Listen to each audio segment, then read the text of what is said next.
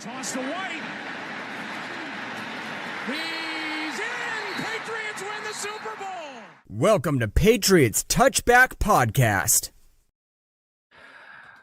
Good evening, everybody. Welcome back to the Patriots Touchback Podcast. Welcome to the third episode of this week.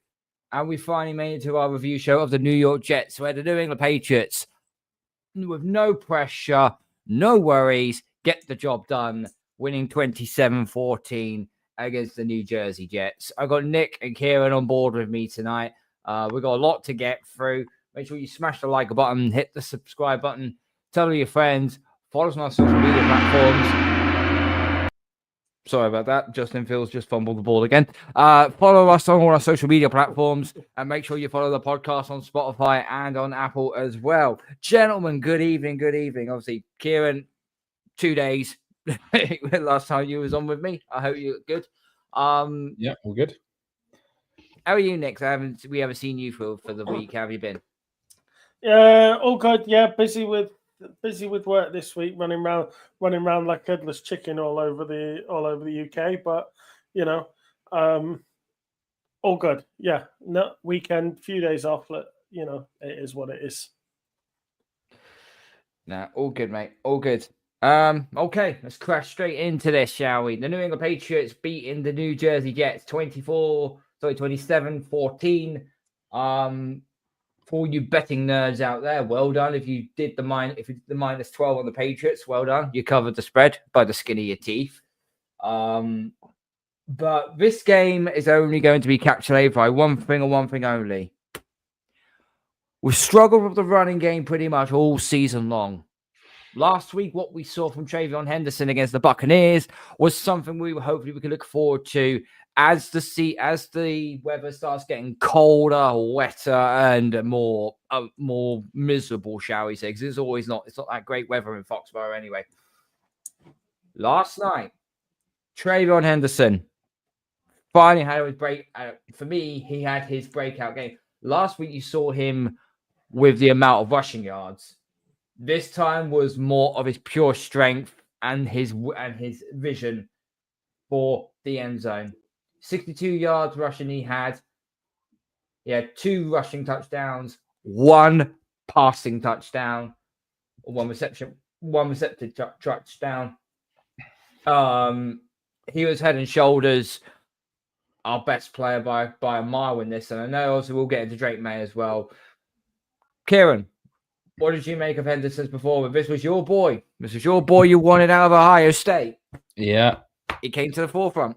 Yeah, I think he's well and truly arrived now, hasn't he? It's amazing what happens when you play your best running back, and it's only taken injuries to Stevenson and Gibson for us to get him on the field more often, give him more touches, and he's shown exactly why we used that second-round pick on him. I think he's running really hard.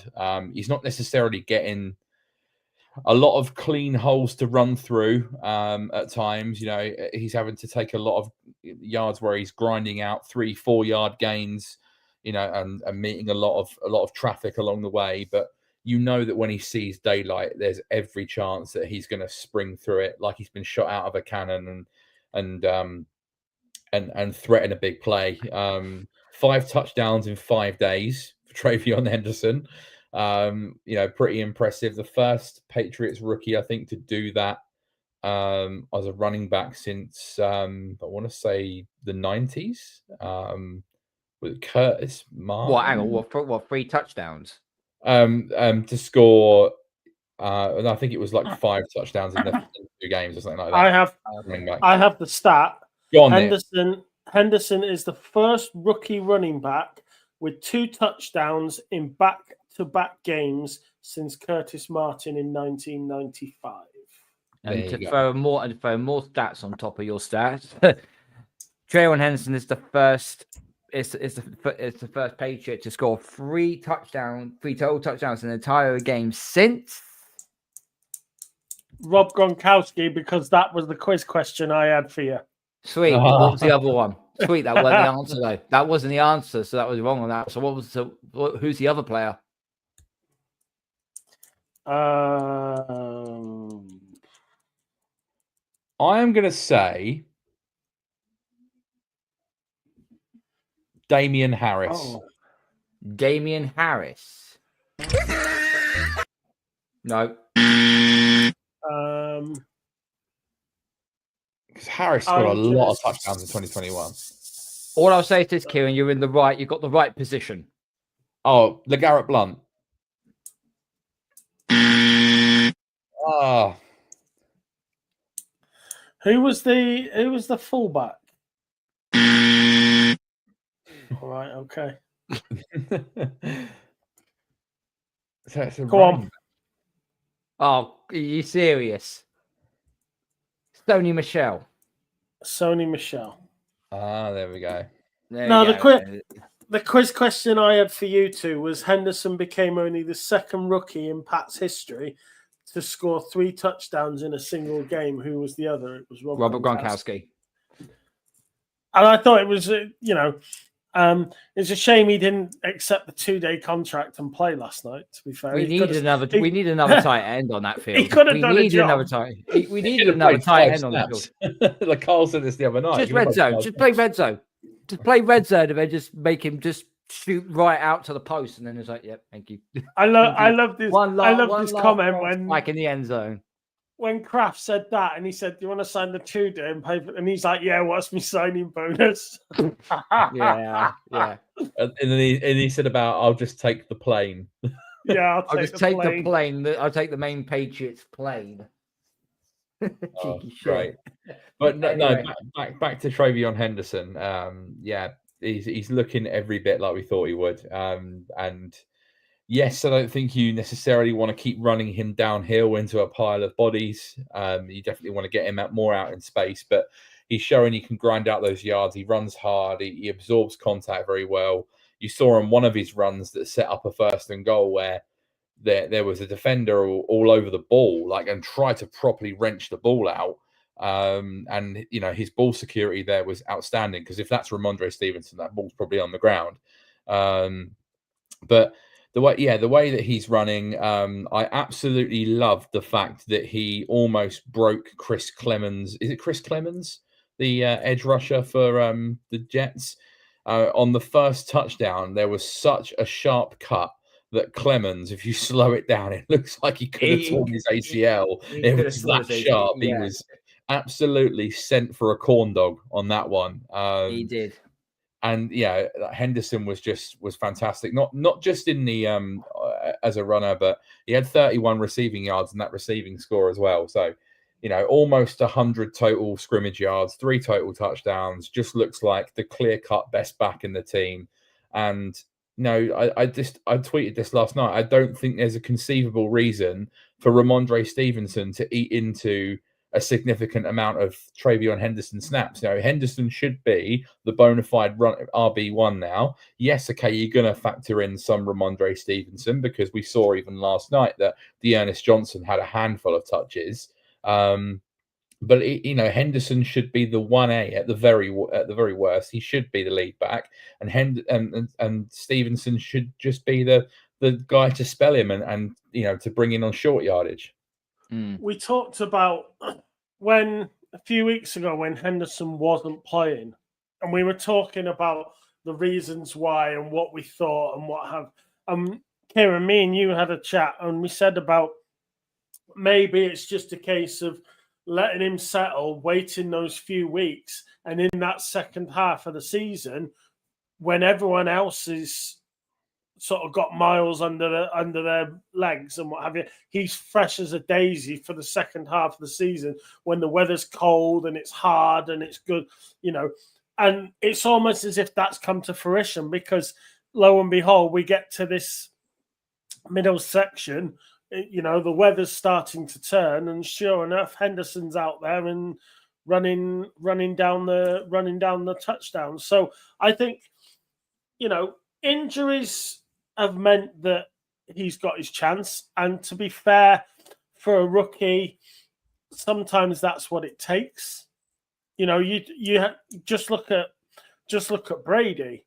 I don't think he would have genuinely had the career he did without the injury to Bledsoe, because it threw him in a situation that there was no other option. And we're at that point in the running back room where you've lost Stevenson, you've lost your other backs. You're calling running backs up from the practice squad. You're having to sign running backs off the street to fill the practice squad. I noticed we released Rice this week as well. I mean, he's only been here 2 minutes, but so he's got his chance and he's taking it with both hands, which is, I guess, all you can ask for. Yeah, and I think with Henderson now that he has emerged and he's had 2 big games back to back, it just gives us almost the final piece of the jigsaw now for a potential postseason run. We've got the quarterback that's quite clearly, obvious that we have the quarterback, maybe the quarterback of the league right now. He's still the favorite for the MVP. We have a defense that doesn't give up a lot of points, that can get stops, that can force turnovers, can rush the passer to a certain extent. We've got an elite corner. The O-line's been much, much improved.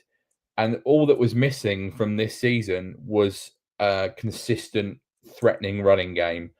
And now we have a running back who teams are going to look at and think, shit, because he is electric, he's explosive, he's dynamic, he can hurt you in a variety of ways. Now that makes, I think Carl and I spoke about this the other night, everyone's been accounting for Drake Maye so far because the running game's been non-existent in the early stages of the season. Now you have to defend Drake Maye and you have to defend Treveyon Henderson. So there's going to be things opening up on opposition defenses now, and we can attack in a variety of ways. And that, I think that's the final piece of the jigsaw. We've got another string to our cap, another string to our bow, another feather in our cap. And what haven't we got that could see us go deep into the postseason now?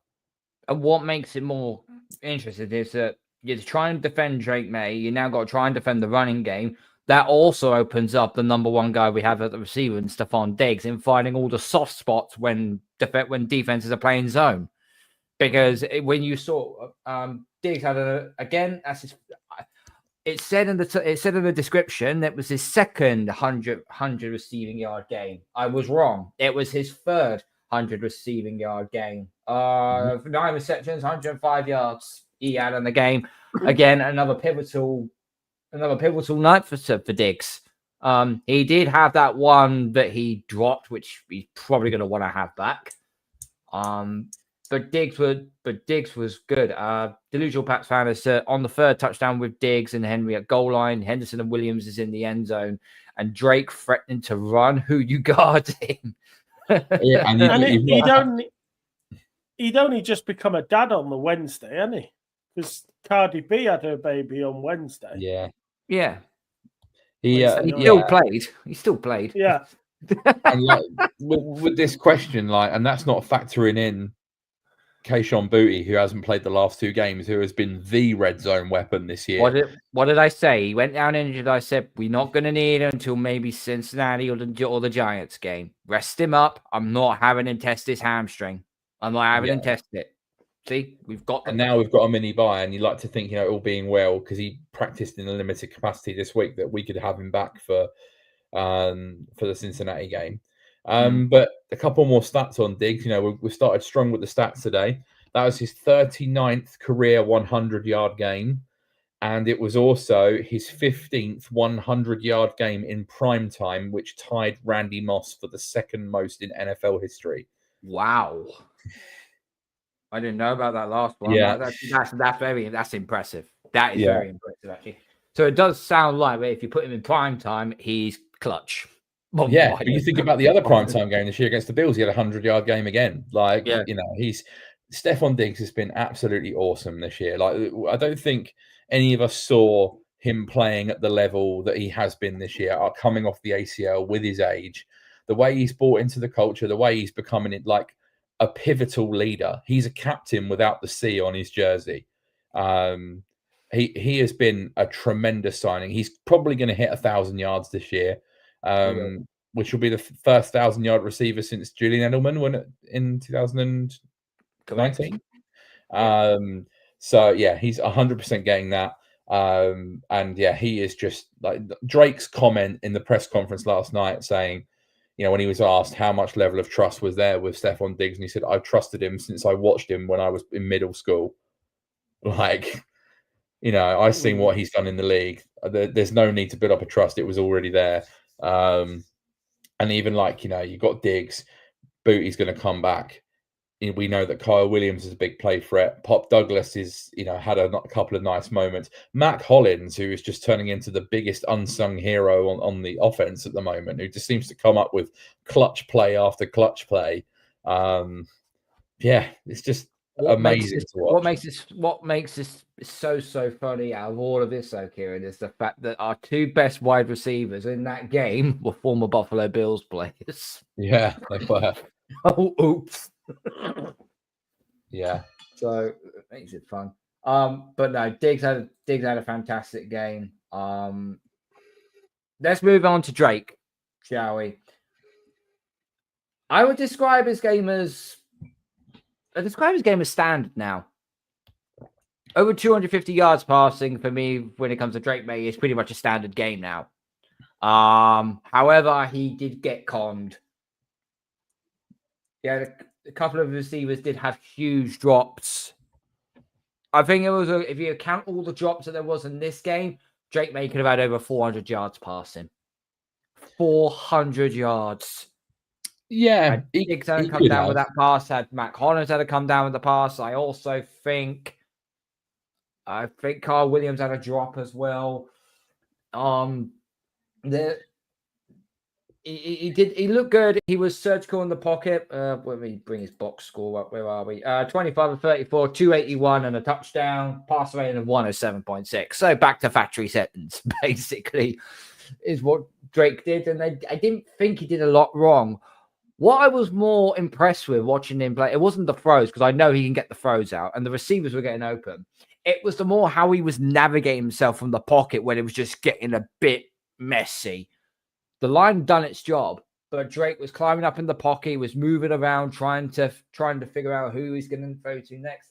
I thought his mobility and circulating the pocket really was telling last night, Nick. Yeah, I mean, there was that.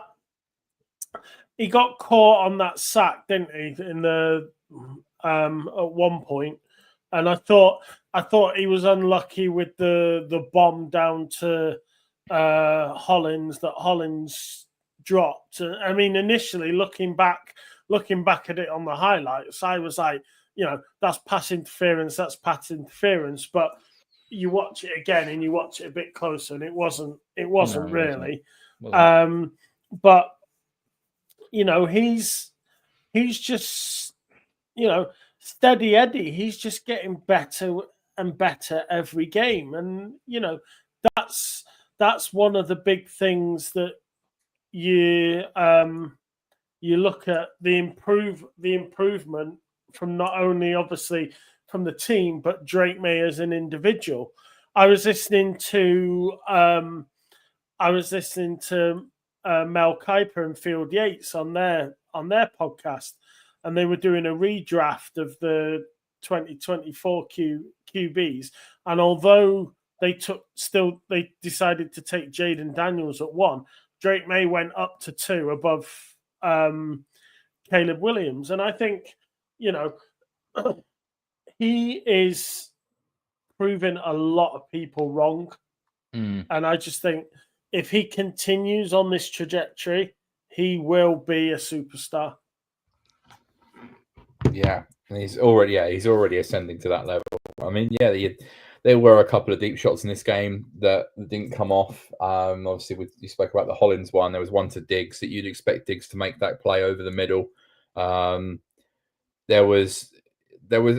seemed to be a little bit off with the connection with Kyle Williams last night. He targeted him deep a couple of times, but there seemed to be a miscommunication. Williams maybe not coming out of his break at the right point, or didn't turn back to track the ball, and there seemed to be a bit of a breakdown there. In fact, there was one where Drake threw it down the right sideline to absolutely no one. It's because Kyle Williams stopped.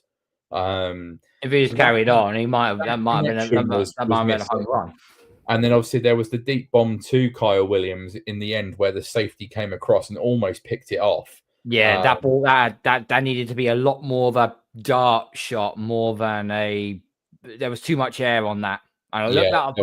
That's and as soon as I'm waiting, I'm seeing it, and then I see the safety coming up. I thought, oh shit, that's being picked. That's too hard. That's too high. That's too high. And thank God the Jets safeties have got hands for decoration, not for catching the ball. Anyway. Yeah. He had a couple of plays that were a little bit sketchy, but overall, I thought he was pretty surgical. There was two instances where it should have been picked. Two instances it should have been picked off. But that's the kind of style he plays. You know he's going to push the ball down the field and take those shots if he has to, and you kind of have to take the rough with the smooth with that. But yeah, like I think aside from those two plays, I thought he was surgical in carving them up all night. He made a couple of like real Houdini plays again where he had a defender all over him, still managed to get it off to Mac Hollins. There was obviously the one where he broke out of the pocket to the right hand side and then flipped it to Stefon Diggs for a first down. Like, you know, overall, like he was exceptional. And whilst the box score isn't exceptional with 281 and 1 touchdown, you would have been hoping for over 300 and maybe 3 touchdowns in a game like that. For what he did and the level of performance and how poised he looked and the level of throws that he makes, like, yeah, he was outstanding. And ultimately, like, you know, he said in the press conference afterwards about the MVP chance, and he said, I think, you know, maybe they were for Treveyon tonight because he scored 3 touchdowns. And ultimately, you know, Drake threw one to Treveyon, but they ran 2 in. So, you know, not always going to get QBs throwing multiple touchdown passes, but yeah, he was outstanding again. Everyone was waxing lyrical about him afterwards, and he just keeps cementing his cause for the MVP. You know, okay, we'll see what Matt Stafford does on the weekend, what Jonathan Taylor does after the bye, but at the moment, like, I think because of the records he's setting with the passer rating and like everything like that, Rich Eisen was very strong today on his show. He's going to win it. Like, that's the first time I've heard an analyst say he's going to win it. And I thought that was quite stark. I was like, Kurt Warner's got high praises for Drake Maye as well. That's a Super Bowl winning quarterback, by the way. Kurt Warner. Yeah. So you know, the possibilities are endless when you've got a quarterback that's being tipped to win the MVP, not just in the conversation.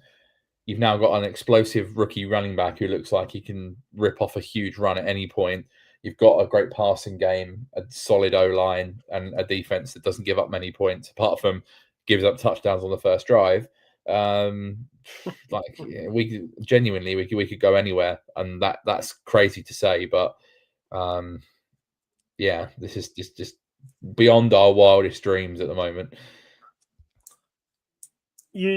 You make a good point. I mean, it's something that I've talked about and we've discussed on here. You know, we desperately need to sort this problem out of conceding points on the first drive we defend. Because, you know, I'll say the same thing I said the other week. It's okay doing that against the Titans. It's okay doing that against the Jets when you know you've got the time and you're the better team. But you do that too often against a good team, and they will punish you to the point that you may not get back again. And Robert Spillane said in the press conference, and he said that they don't know why it's happening. They're not doing anything wrong. They're not doing anything special. It just seems to be something that's happening, and they can't explain it. Well, the thing is, that when we had Neil on to go through this game, we basically said, I don't think passing the ball is going to be something we're going to be worried about, because it's going to be Adonai Mitchell, Mason Taylor, and that was about it. Okay, they had some sprinkles of others here and there, but nothing drastic. We knew predominantly the Jets were going to run the ball, because that's all they were capable of doing. And Kieran pointed this out to me on the text on the first drive. Why the hell would we playing so much man coverage? Yeah, I could not get my head around that. It bewilders me. It does. It bewilders me. Surely, if they're gonna run the ball, you play zone. It's the fourth third down conversions that we let them get away with.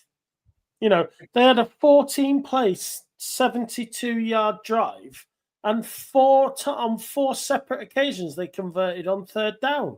It's like, oh, come on, guys, we got, one stop somewhere, and that's 8 out of 11 games that we've conceded on our opening defensive drive. The Jets converted 8 out of 14 on third downs. We converted 6 of 12. So really, neither team could really stop anybody on third down, really. But the problem with us was, whilst we're trying to pass our way through, you have freaking Justin Fields as a glorified running back. And I'm thinking, where's the spy? Where's the spy in this? And Kirk Herbstreit was actually pinpointing Robert Spillane. I think Spillane here is going to be the spy. He never was. So I got no idea why we wasn't. Because we knew.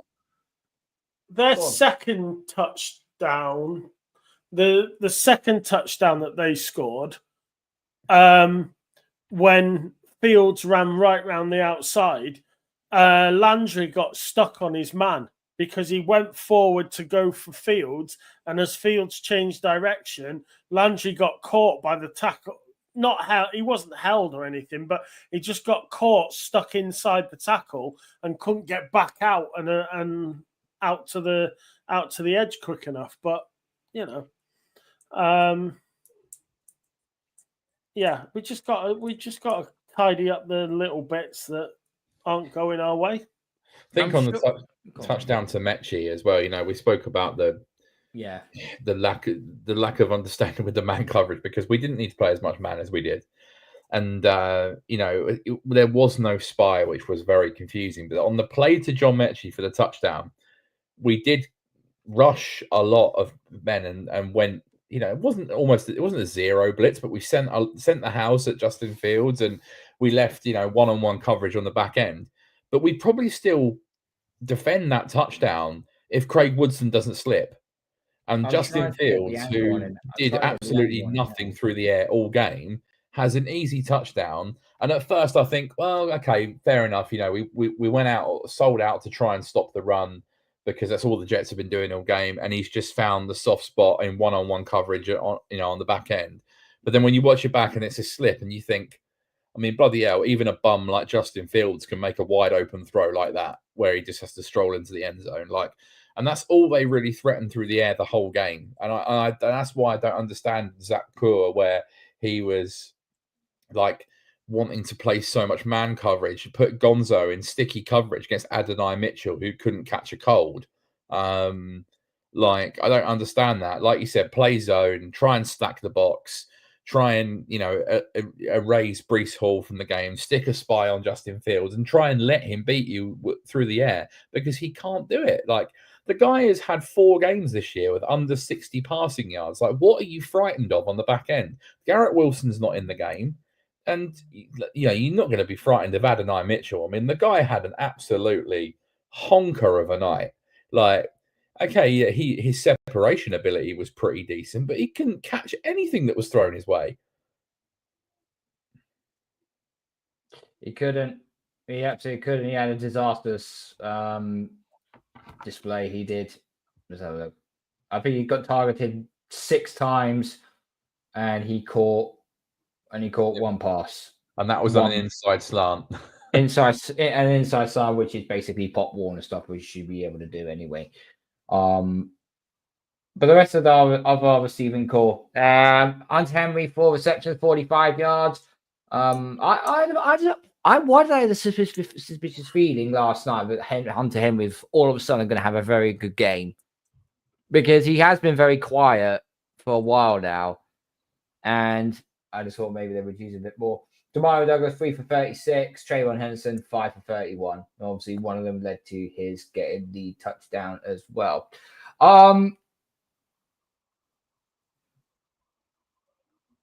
Justin Fields. I know we'll talk a little bit about Justin Fields quickly. Man, that guy sucks at quarterback, doesn't he? I'm sorry. Nothing in that apart from his running ability. He Nathan Peterman is better at throwing the ball than him. Wow. 15 to 26, 116 yards. He did get a touchdown. Passer rating of 81. QBR of just over 54. But he had a fumble as well. The Jets can't hang on to this guy at the end into next season. They can't. If they're going to run him, his deal was what, 20 million for Too much. 2 years. Too But much. I think Too only much. something like 12 of it was guaranteed. So they could quite easily just cut him at the end of the year and have done with it. 20 million for a guy that can't throw a football. I mean, Jesus. It's not good. It's not good at all. His running ability, he rushed for 67 yards, though. He was their leading rusher. That's how bad the Jets were, right? They were using Justin Fields to run the ball. Brees Hall rushed for 58 yards, so we haven't given up a running back 60 yards so far this season. So we keep the streak alive, guys. Let's keep the faith, keep the streak alive. I like how it was. First, it was no player. Then it was a running back. And then it was a running back at 55 yards. And now it's gone to a running back at 65 yards. Oh, you know. But yeah, I mean, realistically, I mean, as much as that run has been great, and like it's still like we're still like not giving up a great amount really to any running back or any running game. I mean, I know obviously the two of them combined for well over 100 yards, but that if it was going to happen in any game, it was going to happen in this game because that is their entire offense. They were saying like on Check the Mic with Sam and Steve, like they just run a triple option offense where they literally is just they might just run it with 3 tight ends and they must apply and play bone-wish offense. That's what they should have done all game. Yeah, because it's basically Justin Fields scrambles, Brees Hall on the ground, or they run a jet sweep. Like that is literally their entire offense when they can't pass the ball. So, if it was going to happen in any game, it was going to be this one, especially when you line up playing so much man coverage against a team that can't pass the ball. That's the real blotch on the day. I think Zach Core has done a good job filling in for Terrell Williams as the de facto, but this, and playing man coverage against good teams. We played a lot of man against Tampa Bay and it was fine. We've played a lot of man against good teams that have had good receivers, but you don't play a lot of man coverage against the Jets. You could play 0 coverage against the Jets and they wouldn't beat you through the air. So that I think the fact that they had 2 rushers over 50 odd yards or whatever was just reflective of the way that they run their offense. Yeah, let's go move over to, before we move over to the defensive side of the ball, I think we need to give a quick shout out to not just a certain individual on the offensive line, but the entirety of the offensive line, because flipping hell, it took 11 weeks.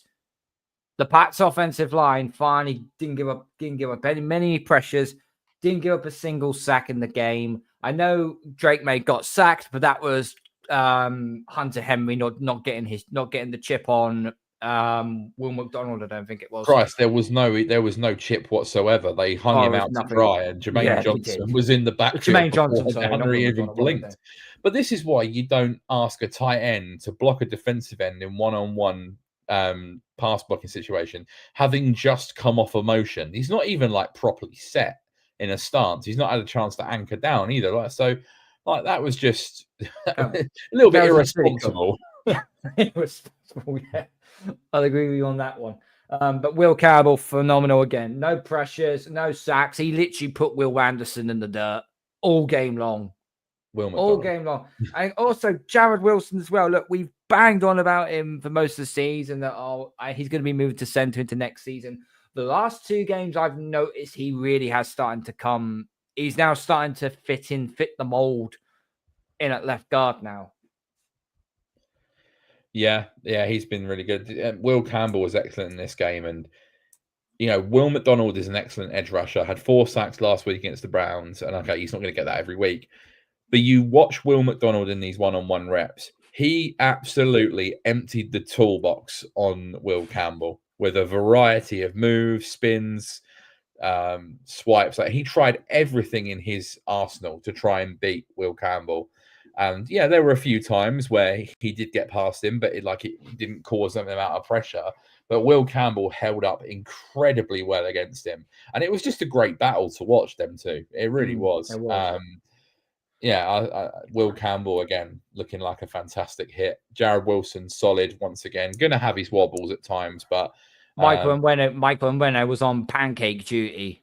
Yeah, the amount of Wilson had a huge block on one of the Treveyon Henderson touchdowns as well. Yeah, he did. Yeah, he did. I think it was. Go on, carry on. I think on that first touchdown on the big push, I shouted and I text you say heave. I think that was on Nwenu, Moses, and Henry just being in the push and saying fucking just pushing them through to the end zone. I was like, yes, I love that good old fashioned grinding football. Go on, Nick. I was just going to say, I think while Wilson sort of comes into the league and adjusts to the strength and the pace and everything else, I think it's fine with him at left guard. He's not going to stay there forever. I would think as soon as Bradbury's done, either at the end of this year or next, Wilson will just move on into centre anyway. But he played some guard. He played some guard at Ohio State, so it's not a position that's foreign to him. It was nice to see Ben Brown get on as an extra tackle.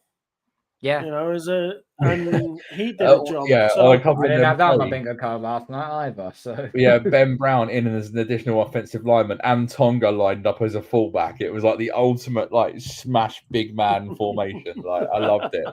Every time I see Tonga, every time I see Tonga on the offensive line ready to go, and I just look at the opposing defense, and I just go, "You are 100%." So no, it is great. I mean, look, I'm looking at the offensive line, and yes, we're probably expecting Wilson to be the long-term star at center, but Garrett Bradbury ain't really put a foot wrong this year. So I wouldn't want to break up that, the old phrase, if it ain't broke, don't fix it. Yeah, 100%. I would just stick with that into next season. They're both under contract. Literally just stick with that next season. There's no reason to break it up. The only thing I would look to do is obviously you'd want to add some more interior depth, and you probably want to find your long-term successor at right tackle for Morgan Moses, regardless of whether he plays next season. I mean, he signed a 3-year contract, so I'm sure he will, but he'll be 35, so you probably want to find a right tackle to sit for a year behind Morgan Moses in 2026. Don't they have Brian at backup? Yeah, but is he realistically going to be the long-term option? I don't know. I haven't seen him play. Seen him play, so we can't. But you got temper expectations. He was a 7th-round rookie who played left tackle in college, so you might need to find your long-term right tackle, and with Moses playing at the level he has this year and not seeming to decline and has stayed healthy even at 35 or whatever, you can afford to draft a tackle or sign one in free agency and have them sit for a year and then ready to take the reins in 2027. We'll see. Right, let's move on to the defensive side of the ball. Okay, we did give up 2 touchdowns, which ain't great, but there were some notable people that we need to give some shout outs to. Bobby Spillane again. 9 total tackles, 5 solo tackles, and I also had a pass deflection as well. He had a very good game. Jack Gibbons. That's twice now he's come in for Christian Ellis, and Gibbons has done such a good job. Well, I think he's just outright better than Christian Ellis. And I'm not saying Christian Ellis is a bad player. I just think that Jack Gibbons is a better player and a better fit for the defense. And he understands the defense because he's played in it before at Tennessee. So, yeah, he's been excellent the last couple of games in particular. And I think you just now got to stick with this. Even when Ellis comes back from that hip injury, yes, he's going to rotate in, but you need to keep rolling with Gibbons alongside Spillane. Gonzo again. Well, Gonzo was bloody Gonzo at the end of the day. He had probably the easiest night of his career against AD Mitchell. He absolutely locked him down the entire game and didn't even break a sweat. I think he gave up 1 catch for 3 yards, if that. it's like I've said before, when Gonzalez doesn't even get a mention on the telly, you know that he's had an easy night because they've just not done anything. And I thought his run defense in this game was excellent as well. Like he made a couple of nice run stops on the, when they bounced to the outside. Like that's the thing I love about Gonzo. Yes, he's one of the best shutdown corners in the game, but he is not scared to get his hands dirty. He's not scared to just go in and go with challenges. I love Gonzo. Absolutely love him. I've got somebody on Twitter was trying to say Adonai Mitchell was absolutely cooking one of the best corners in the NFL last night. What a debut for the Jets. It's about 21 seconds long.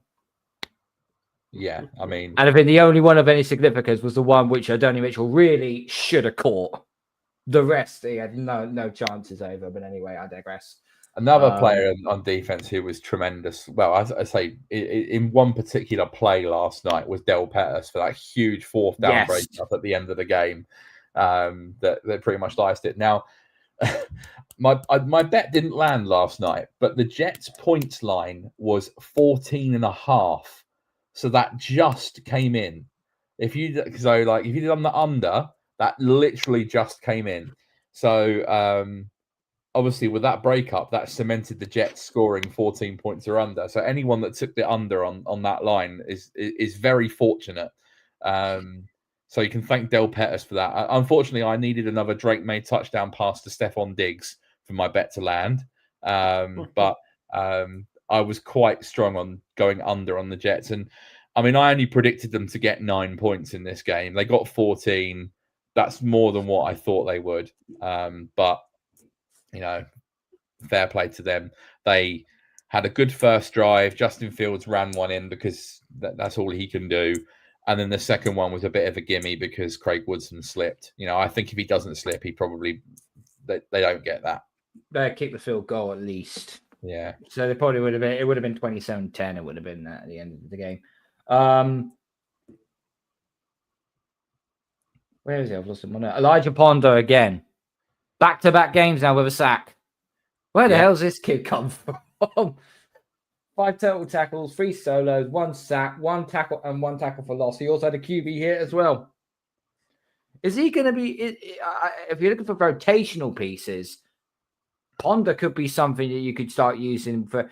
I will say this: Howell Landry, even in that first quarter, Howell Landry looked absolutely gassed in that game. He did not look. He either didn't look fit, he's carrying an injury, or he's just completely like, I can't keep having I can't keep taking all these snaps. Again, it's a short week. It's a short week. He's, he's not as young as he once was. I'm not saying he's old, but he's not as young as he once was. It's a short week. I think, he's a great stopgap between. I mean, not so much a stopgap. That's probably the wrong expression, but he's great for what we need now. But we need more in the future. So, it's the same point about Moses, really. We just talked about Moses then. Moses will do a job this year and could probably do a job every other game next year. But he's a stopgap. He is a stopgap because of his age, So really, if you're not finding a tackle in free agency, then you need to be finding one in the draft, because I don't think any of our backups are good enough to play week in, week out. No, agreed. Yeah. I think it's great for Ponder, to get that back-to-back games. Does his confidence the world of good. Went to a small school, caught on as a UDFA, and I think a lot of people were very, very caught out when he made the roster over Braden Swinson, who obviously we drafted. But yeah, sometimes you need to find these gems, right? And he seems like he's going to be a contributor as a rotational piece, just like Anthony Jennings is. And yeah, at the moment, Landry is, cemented as a starter, and he's had a very good season. But But yeah, like obviously he's had his fair share of injuries in the past, and like you said, short week, he did look a little bit tired. But he's the kind of player that's probably going to benefit the most from a mini bye week now as we go into Cincinnati, being fresh against the Bengals.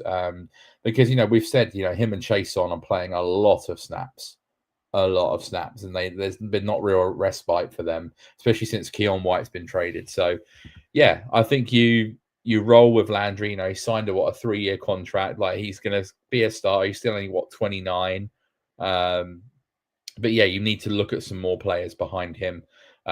Keep adding to the edge. So yeah, I'm sure that'll be a point of emphasis in the offseason to try and get some more players in on the edge to support Chason and Landry. Yeah. One last name I'll throw out there for you. Big boy, Christian Barmore.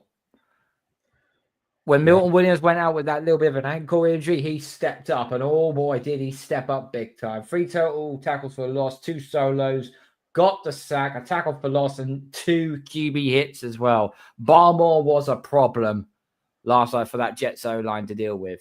One of those QB hits could have been another sack as well, but he couldn't quite mop up Justin Fields. Couldn't quite mop him up, no. First sack since 2023, so fair play to him. He's been getting a lot of pressures without the production.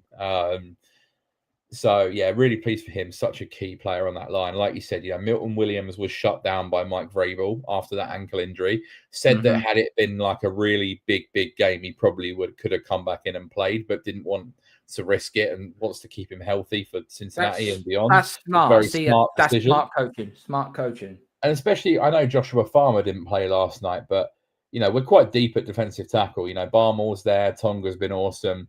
Corey Durden, said this to you last night, Carl. Another player that's come from nowhere. I think we picked him up from Indianapolis or someone like that. The Giants, maybe. He's someone, the former UDFA from a couple of years ago.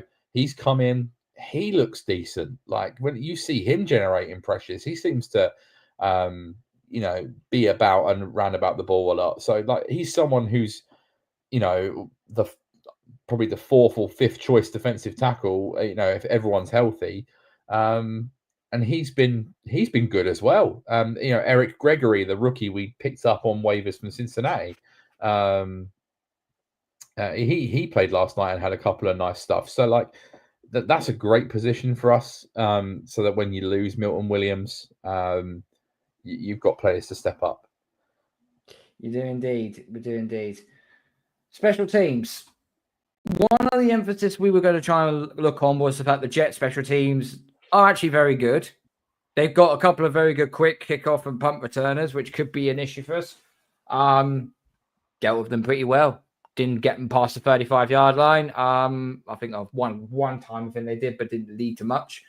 So special teams, only anything happens if it's like a breakup in play or they mess up. But no, all good and so on. However, the streak is over for Andy Borregales. He missed a freaking field goal.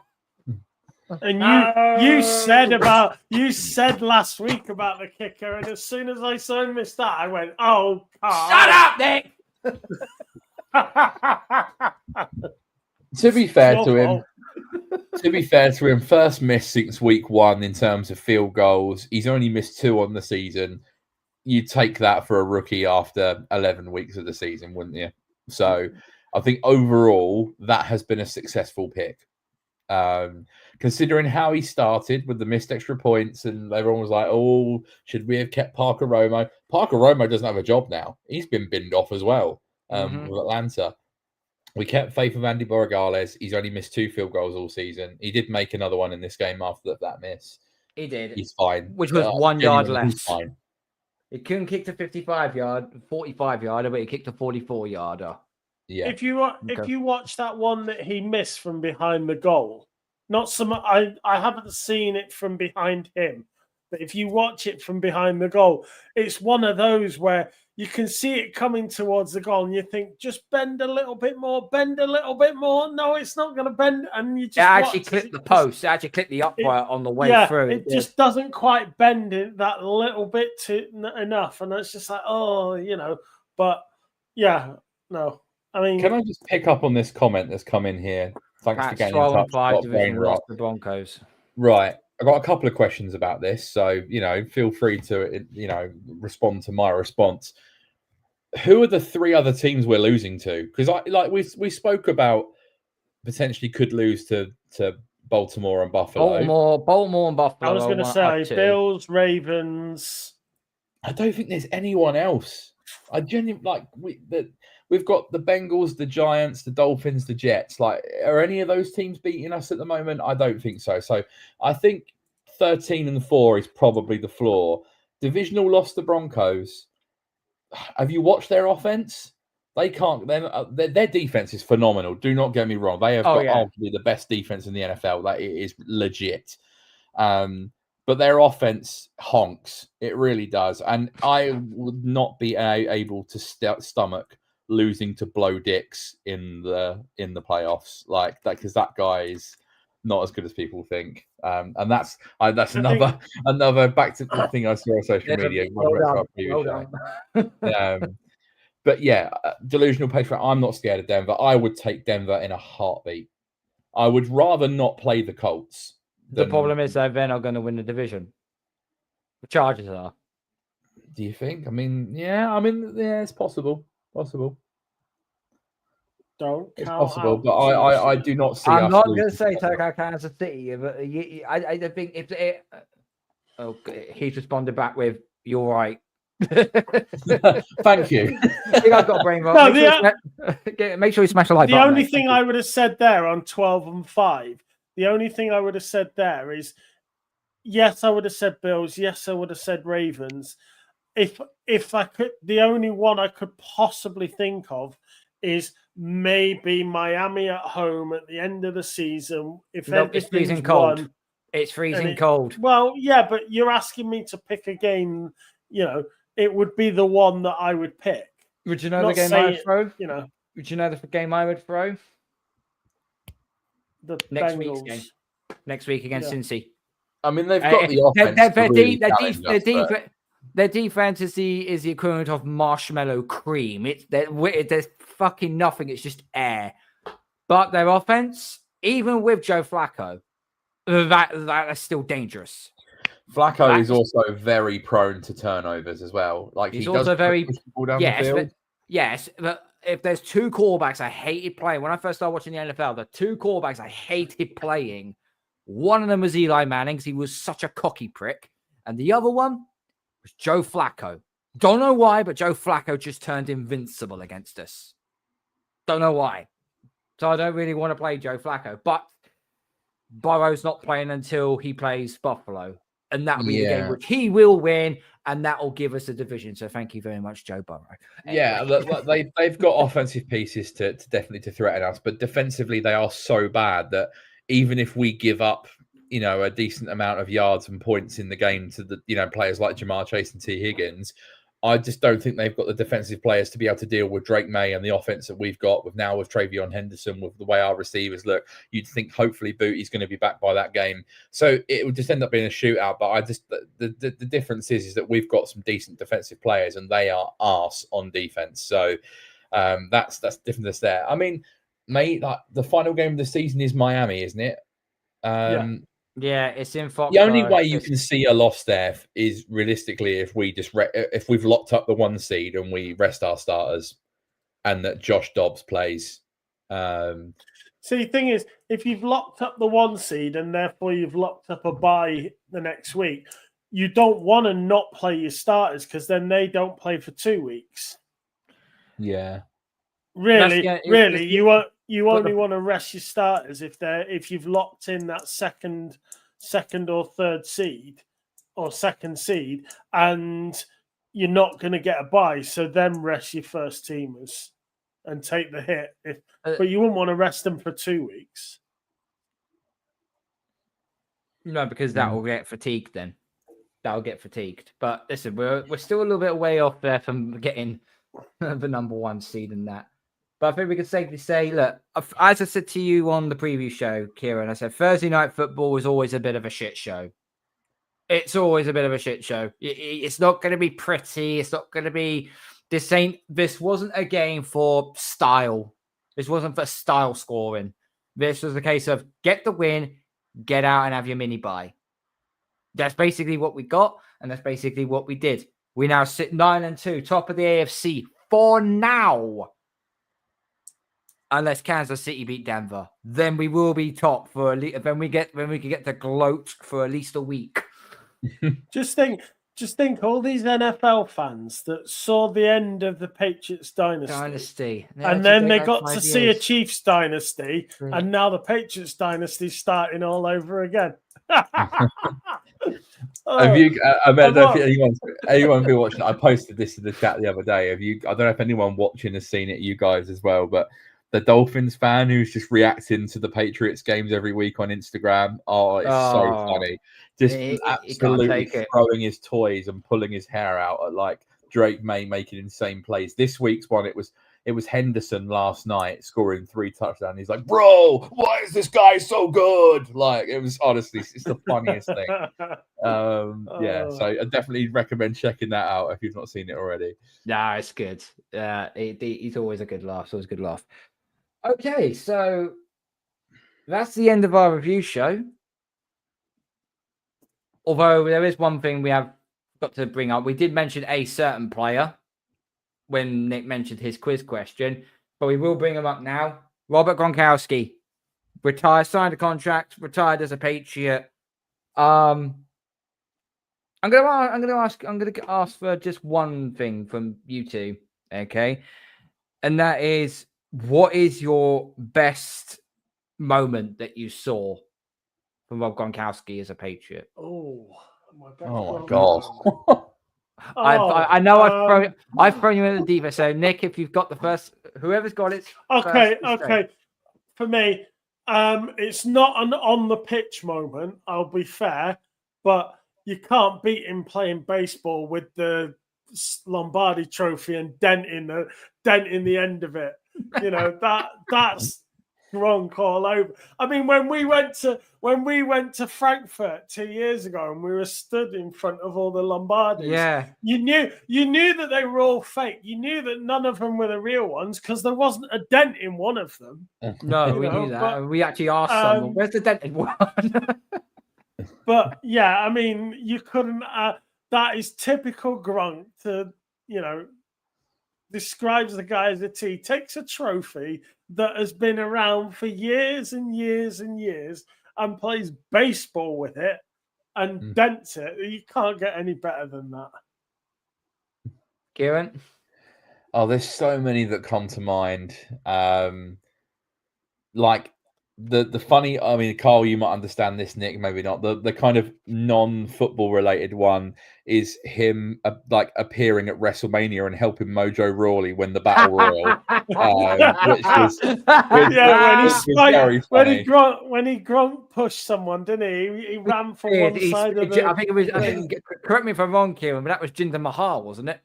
Yeah, I think so. He speared Jinder Mahal. So that was a funny one. Obviously all the crazy stuff he's done. People always hark back to when he was it against the Colts when he threw a defender over the sideline. Like another game where he broke about 5 tackles and scored. The famous catch he had that set up his bonus, and Brady was like, "How the fuck did you catch that?" Like it was ridiculous. There's just so many. Obviously his final catch as a Patriot, setting up the Sony Michel touchdown to win the Super Bowl. Like there's just so many. For me personally, and it's a completely unrelated one, to one of the big ones, but this is just what means to me personally was the first time I ever watched the Patriots live was in November 2017, in person. This is. I went out to Foxborough, I was on holiday in Boston, went to the Patriots game. We played the Dolphins in late November, freezing cold. And Gronk scored 2 touchdowns in that game.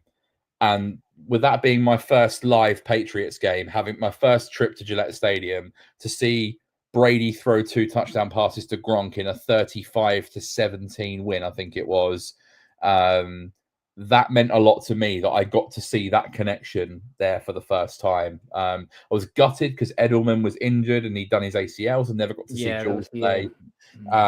But Brandon Cooks played that game actually as well. He was pretty good in that game. But yeah, just to see Gronk score 2 touchdowns in person and do the Gronk spike like with my own eyes was just that meant a lot to me. I think the other moment that I remember, and again, it's an off the field moment as opposed to an on the field moment, is it would have been in the Super Bowl parade. The duck boats were out. I don't know whether it was the last one or whether it was the one before, but Brady's little girl calls Gronk Gronky. And so she was really young, so it might have been the 2017, might have been the one before. But she's on a boat she's on one of the duck boats with Tom Brady and with her dad, and she sees Gronk and she's like, "Hey Gronky," and he's like, "Hey Munchkin." And it's just like a difference. He's this big unit, and it's just a little family moment where, where he's just soft and like really sort of concentrated on the moment, which is just talking to a little girl. I mean, a little Brady, but it's like that shows just a different side of him that you don't see. We know the stories of him turning up at meetings and looking an idiot and not there, and Belichick's asking him a question and he's literally got his playbook at his feet trying to find the pay. We've heard all those stories and they're the funny ones, and that's why we love Gronk. But I like those other moments as well that make him look human. Yeah, Gronk's got so many moments. I think the one thing that stands out to me, it was an in-play game.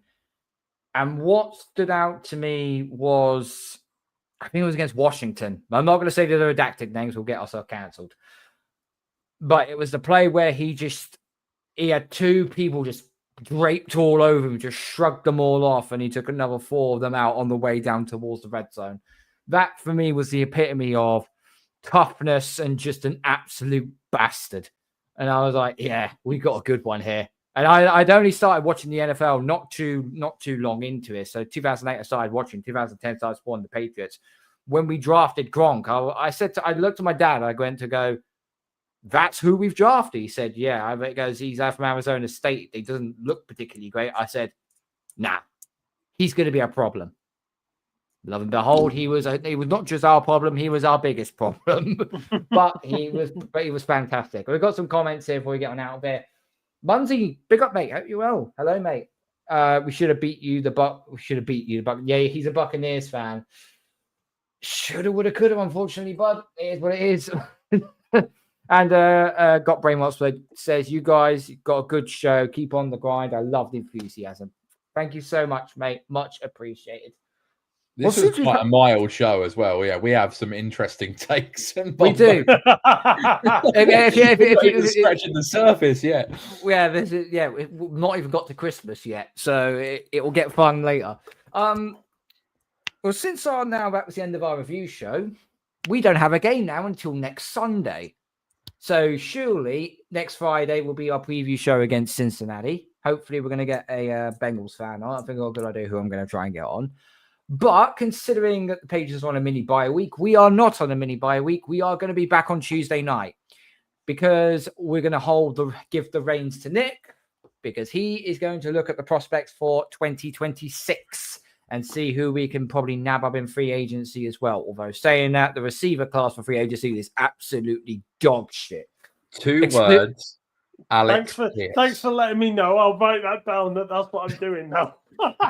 Nick, what else are we going to do? Nick, I hope you have in big, bold, as I just said to Carl, 2 words, big, bold letters, wide receiver free agent targets, Alec Pierce. That's in this offense, absolute glove fit. And he's going to get paid as well. He's going to get paid. I know a few. There's quite a few that we could talk about that are available. Yeah, so that'll be our show on Tuesday. So a little bit of a deep dive into the prospect for 2026. Even though you say you don't usually do your draft board until December time, well, we're going to try and beat you to the punch early in case you've. No, I mean, a lot of it is just finding the time to watch for loads and loads of game tape, because you can stick on YouTube and you can just type a player's highlights, but that's not the true. You'll get the good stuff, but you don't get the bad stuff as well. So it's just reviewing everybody and, watching the college season every week and then going back and remembering stuff. And yeah, I mean, did any of you see that Indiana catch this weekend? Oh Yeah. my From Omar Lord. Jr.? Yeah. And the fact that he has the awareness to keep his leg in the air as he goes out of bounds backwards, so that it doesn't that catch of the season. But that's the sort of thing you can see that 100 times over on a YouTube clip and think, oh yeah, the thing. But he might be absolutely useless for the rest of the season. So yeah, it's a long process. It's not quick. But I've got a lot of things that I can bring up. Yeah. Yeah, brilliant. We're all good. So yeah, that'll be our little job to do on Tuesday night for us. And also, yeah, we'll have our preview against Cincinnati next Friday. Thank you to Kez. Thank you to Nick. We're getting out of here. Thank you to everyone who's been watching. Thank you to everyone who's been listening. Make sure you smash the like button on the way out. Gronk spike the subscribe button. Tell your friends. Follow us on our social media platforms that you'll see on the screen below. Or if you're listening on Apple and Spotify, you'll find us on X, on Facebook, on Instagram. And you'll find our podcast on the normal. Can I just say platform. one final thing, by the way? I've come up with a new drinking game that's Patriots related no. after watching Oh, no. this last night. Right. I haven't done drinking games in a long time. I probably wouldn't. The only time hold on, Kevin. The only time I do a drinking game is for the Super Bowl, and it's called Tequila Touchdowns. No, that last Super Bowl fucking killed me. It's very much a bingo thing, but it's about one thing, and I've noticed it in every single interview this player has done. Right, if you want to get yourself absolutely hammered, take a shot every time Treveyon Henderson mentions God in his interview, because it is literally every single one multiple times. You'll be sloshed after 4 minutes. He's a Christian. That's like saying take a drink every time Peyton Manning says Omaha. It's like drink. I just know because he done 2 interviews last night, one for SportsCenter and one for TNF, obviously. And I was like, bloody hell! Like, if you genuinely took a shot every time he mentioned God, you would be battered by the end of that 5-minute interview. So, on that note, we're gonna get on out of here. Thank you to everyone. Thank you to Kieran. Thank you to Nick. We're at 9-2. We're above 500 for the first time in a very long while. So, gentlemen, I've only got one thing left to say to you two. How do we feel about destroying the butt fumble? Oh, yeah. I feel fantastic as always. See you Tuesday night, guys. Go Patriots!